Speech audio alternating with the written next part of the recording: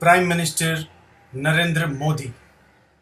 Modi scored a perfect 10 out of 10 for raising these issues on the occasion of Independence Day.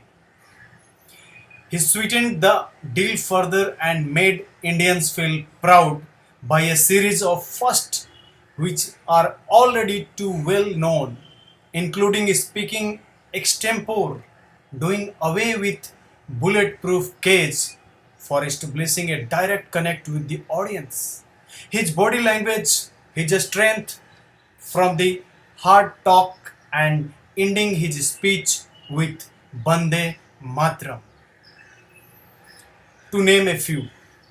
But then the Prime Minister Independence Day speech from the ramparts of Red Fort is a major policy statement where the PM gives a sneak peek into his vision and concrete plan for the country for the next 1 year. That is why this speech is the most important annual feature which is eagerly awaited not only by all Indians, where they are, but also by most countries of the world that matter. Not just India, but the whole world was keen to know the mind of first Indian PM born after Indian independence. This is reflected by the fact that the Ministry of External Affairs was pleasantly surprised as it was inundated by requests for passes from an unprecedented large number of head of foreign mission posted in Delhi.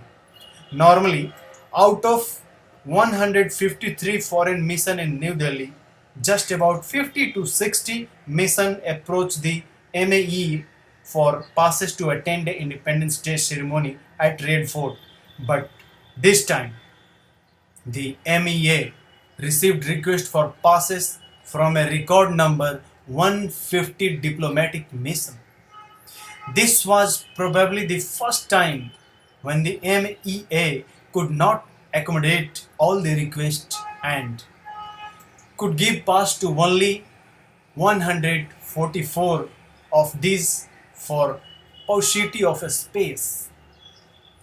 Given the enormous interest shown by foreign diplomatic mission, the MEE had a stretch itself further and made arrangements for English translation for the benefit of foreign diplomatic corps, yet another first.